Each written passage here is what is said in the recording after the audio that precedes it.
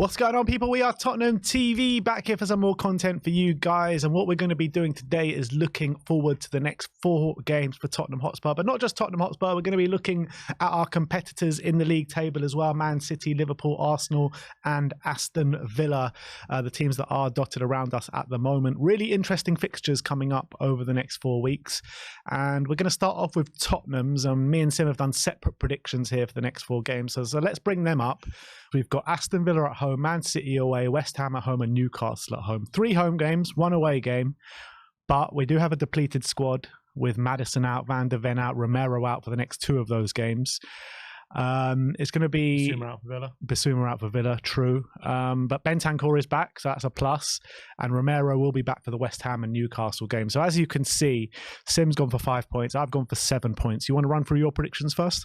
Yeah, I think Villa, I know they haven't got the best away form at the moment, but I still think they're going to be very, very difficult to play against. Unai Emery's got them playing really well at the moment, and especially their forward players, it's going to be difficult to handle them.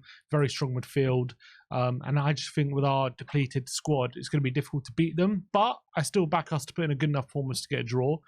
Man City away, no explanation needed. I just think we're going to lose that game, especially without Romero or Van de Ven. It's going to be really difficult to contain that Man City side. We've gone there without Romero and Van de Ven and won before. Yeah, but we had Harry Kane then. Yeah, we had Harry Kane. Maybe we had a good Vertonghen or Alderweireld, or we had better players in the back line.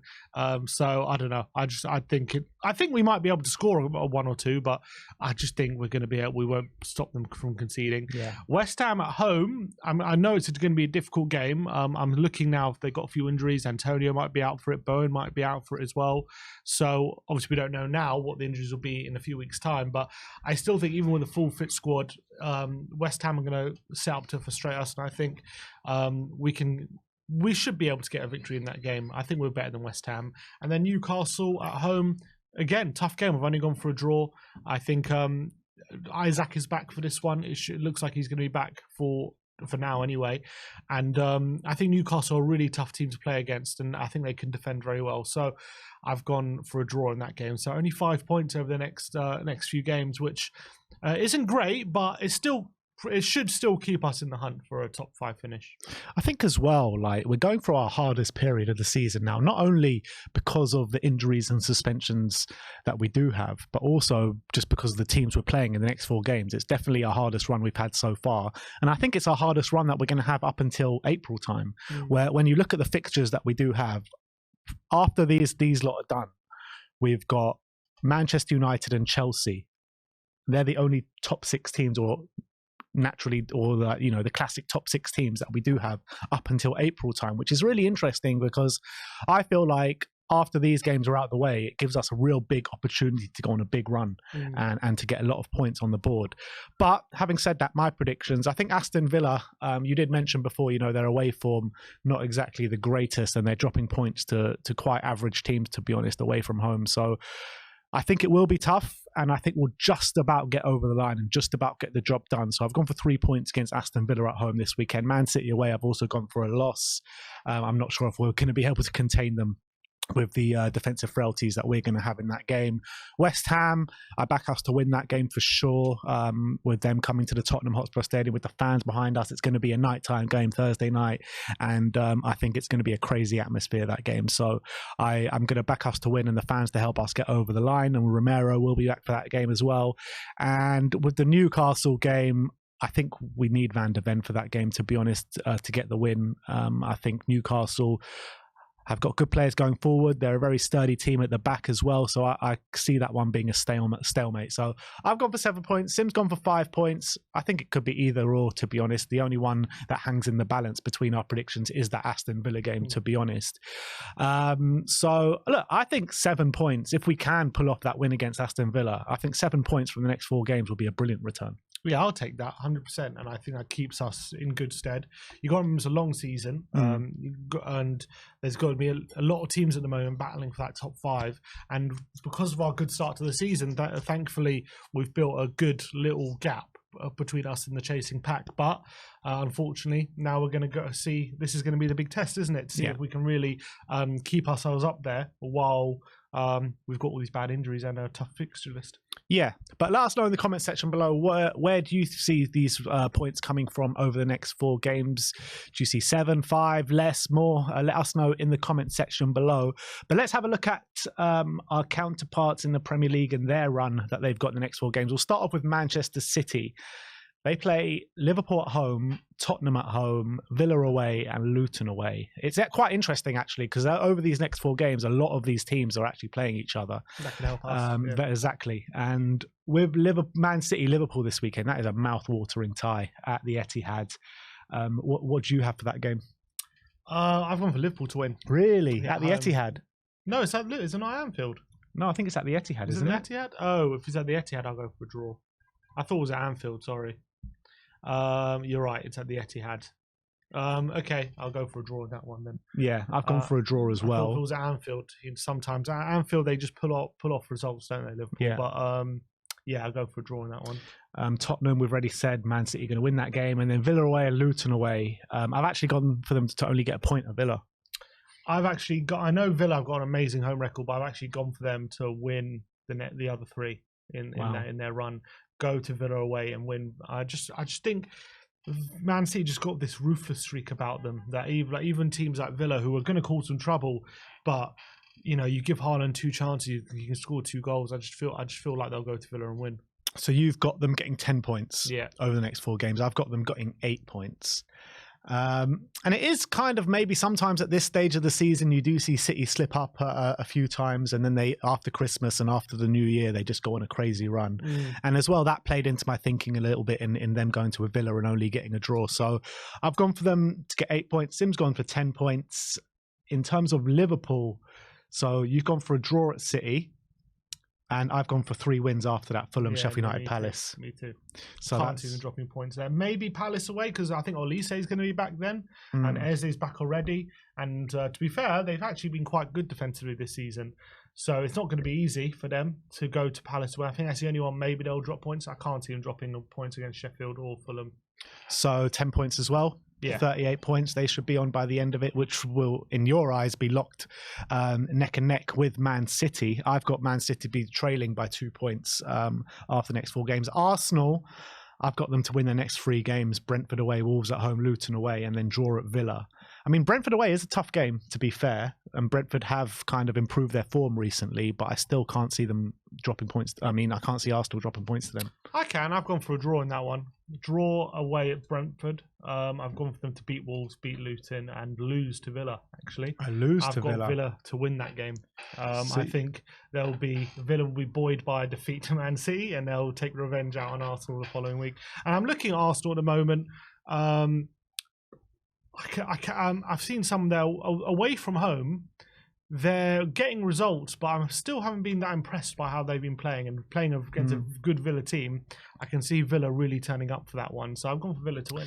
Yeah, the thing is with Arsenal, like, as much as they're not playing that free-flowing football and that really good attacking football that we saw from them last season, I kind of look at them and I'm like, wow, they're a really hard team to beat, aren't they? With Declan Rice in the middle of the park. Their defence, I think they've got the least XG conceded out of anyone in the league this season. And I think that's what's kind of been, even with them not playing well, been able to get over the line in games.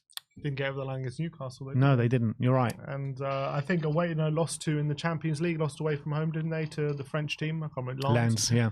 I think a few times away from home they've flattered to deceive a bit, albeit they have got some decent results, but I haven't been so impressed with them away from home. So I think Villa, I've just gone for Villa to win. So that's how many points? That's 7 points I've gone. Yeah, so I've gone for Arsenal to get 10 points. You've gone for Arsenal to get 7 points. The top 3 for you will be Liverpool, Man City on 38 points and Arsenal on 35 points. I've got Liverpool and Arsenal on 38 points and Man City on 36 points. Wow. That's mad. That would be crazy. Aston Villa, their next 4 games, they've got really tough fixtures. Tottenham away, Bournemouth away, Man City and Arsenal at home. I've gotten for them to pick up 5 points. Yeah, I've got a draw away at Spurs. I've got to beat Bournemouth, lose to City and beat Arsenal. So 7. So you've got 7 points. 7 points there. Yeah, so you've got them finishing on, not finishing, but you've got them on 32. I've got them on 30.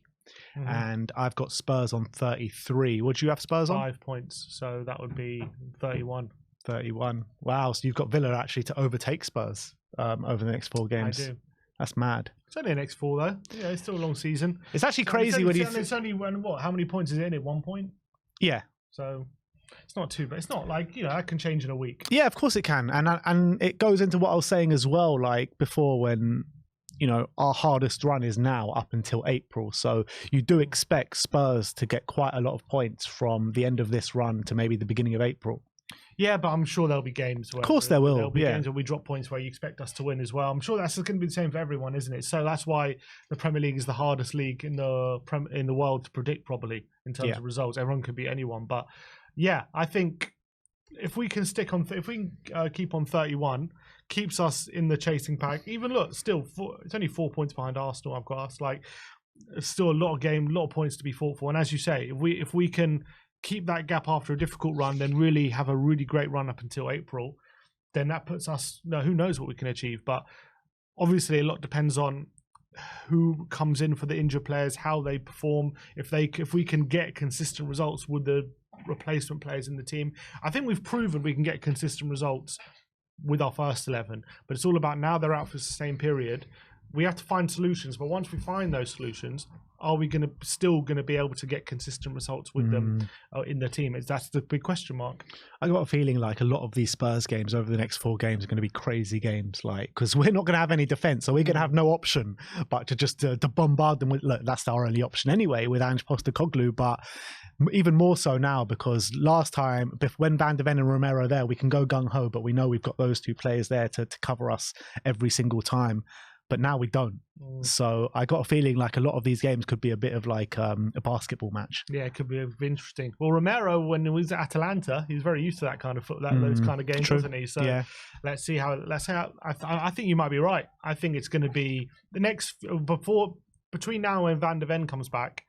I think our defense is going to be there to go at, but our attack is still going to be hard to stop, so it's going to make for exciting games. Yeah, it really will. But we just need Maddison back as soon as possible, man. I mean, to have both of them out at the same time for the same amount of time for so long, it's just such a massive kick in the teeth. It's like at Spurs when things are going well, you're just always round the corner to a crisis, always round the corner to madness. That's what Ange said. He said either. What did he say? He said there's only 2 states of management, that either you're under siege or it's coming. Yeah, that's what he said. And right now we're under siege. And I think like at Tottenham, that is more true than probably any other club. 100%. There's never a stable time at Tottenham. It's always like super high or super low all the time. Well, to be fair, I don't think right now, I don't think we're super high, and I don't think we're super low either. I feel like... Well, we were super high. That's what I'm saying, and the injuries brought us down a few pegs. Yeah. And I'm still very positive about the club and still very positive about what we can achieve this season. I'm just not looking at it as being like unbeaten, top of the league and all that. Well, because that's how it is. But I think, the first 10 games we've been super high, then everything's just crashed down in one game. It's just crazy. And now only at Tottenham this happens, I swear. Yeah, honestly, life of a Spurs fan. But let's just do a bit of a recap at the end of the video. I've gone for we don't know what the teams below are going to do, so we're just focusing on these teams. So I've gone for Liverpool and Arsenal to be locked at the top with 38 points, Man City to come after that with 36 points, and then Spurs with 33 points, and then Aston Villa with 30 points. Newcastle and Man U could put a few runs together and be in that as well, but we haven't taken that into account.